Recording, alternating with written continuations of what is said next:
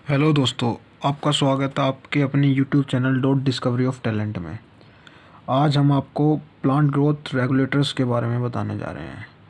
ये नीट और आईसीआर जैसे बड़े बड़े एग्ज़ामों के लिए महत्वपूर्ण टॉपिक होता है, इम्पोर्टेंट टॉपिक है। जनरली हम इसे दो ग्रुप में डिवाइड करते हैं। पहला ग्रुप है प्लांट ग्रोथ प्रमोटर और दूसरा ग्रुप है plant growth inhibitors. Plant growth promoters में आपके ऑक्सिन, जिबरेलिन और साइटोकाइनिन आएगा और प्लांट ग्रोथ इनहिबिटर में आपका इथाइलिन और एबैसिक एसिड आएगा। हार्मोन्स जनरली मदद करते हैं डेवलपमेंट के लिए, वो प्लांट में हो या एनिमल्स में हो, वो डेवलपमेंट के लिए ही मदद करेंगे। और जैसे कि आपका कोई स्ट्रेसफुल कंडीशन आए तो वहाँ उसे मेटाबॉलिज्म को स्विच ऑफ करने के लिए भी वो मदद करेंगे। अब डेवलपमेंट से आपको पता लगना चाहिए, जैसे कि कोई हार्मोन है, वो डेवलपमेंट के लिए मदद कर रहा है, तो कैसे डेवलपमेंट के लिए मदद करेगा। डेवलपमेंट जहाँ भी शब्द आए तो एक चीज़ समझ जाना कि वहाँ सेल डिवीज़न अच्छे से हो रहा है, सेल डिवीज़न अच्छे से हो रहा है, ठीक है ना। और जो हार्मोन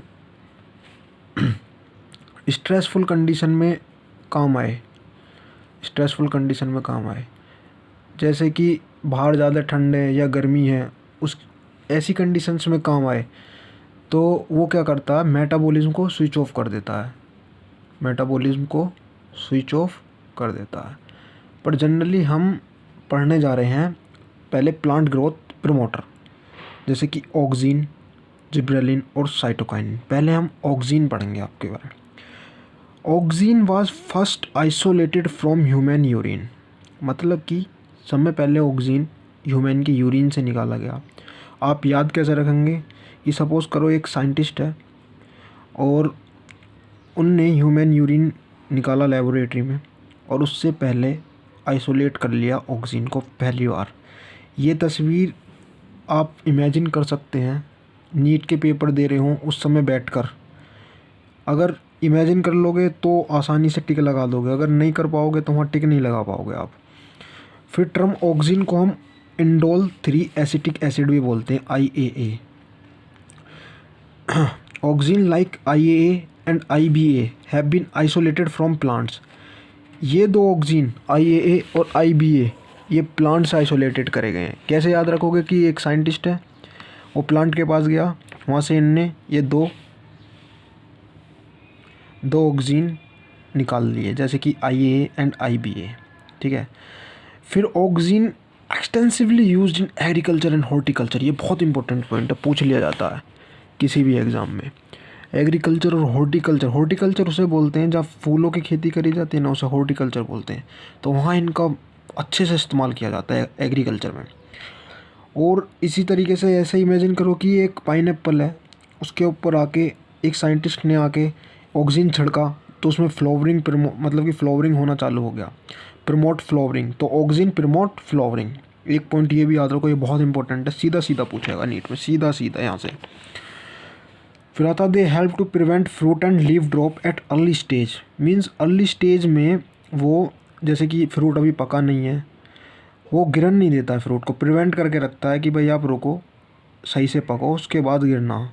और गिर जाएगा तो फिर किसान को नुकसान हो जाएगा, जिनने भी मतलब कि फ्रूट्स की खेती करी है उसको नुकसान हो जाएगा। तो ये एग्रीकल्चर, मैंने बोला ना एग्रीकल्चर में बहुत ज़्यादा इंपॉर्टेंस है, तो इससे भी आप एग्रीकल्चर से भी यहाँ से भी रिलेट कर सकते हो आप एग्रीकल्चर से इसे। But promote the abscission of older mature leaf and fruit, मतलब कि जैसे प्लांट फ्रूट पका और मतलब कि पक गया है फ्रूट, तो अपने आप डिटैचमेंट अलग हो जाएगा वो प्लांट से naturally by the help of auxin.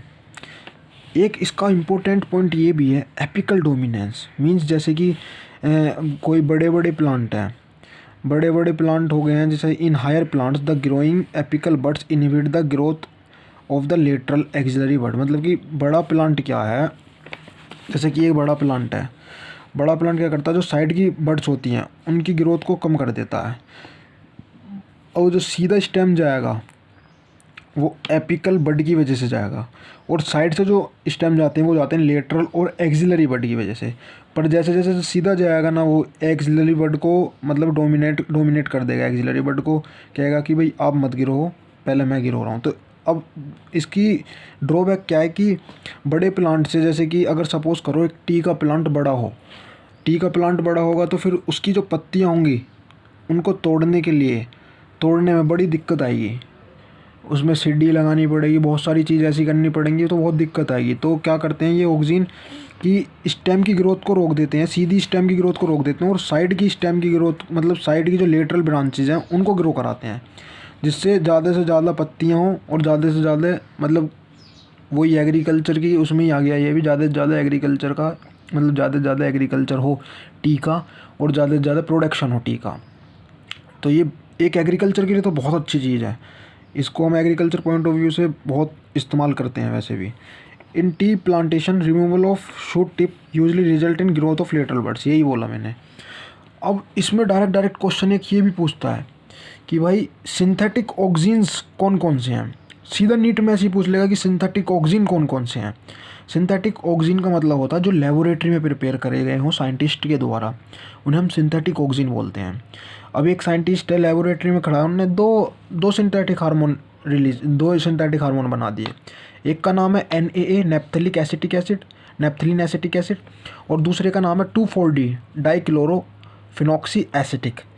तो ये तुम्हें याद रखना पड़ेगा, और इसमें से 2,4-D तो तुम्हें भरपूर तरीके से याद रखना पड़ेगा। जैसे दोनों ही याद रखो, दोनों का ही ऑप्शन आएगा, वहाँ भूल जाओगे बैठ के। एक ऐसा दिमाग बनाओ, एक साइंटिस्ट है कि वो लेबोरेटरी में बैठा है, भाई उन्होंने दो हार्मोन बनाए, और दो हार्मोन में से एक का नाम है 2,4-D और दूसरे का नाम है NAA, ठीक है ना।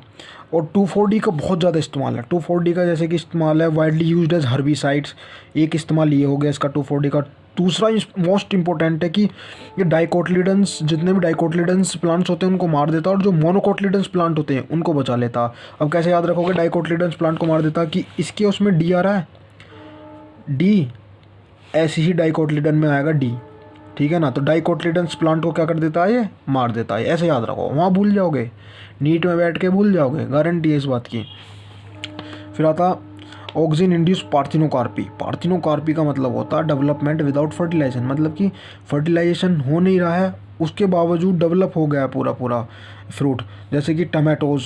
और आपने पढ़ा होगा कि बनाना भी इसका एक एग्जांपल हो सकता है, टमाटोज़ और बनाना। अगर आपको ये वीडियो अच्छी लगी हो तो प्लीज़ शेयर करें, सब्सक्राइब करें और बेल आइकन को बजाना ना भूलें। धन्यवाद।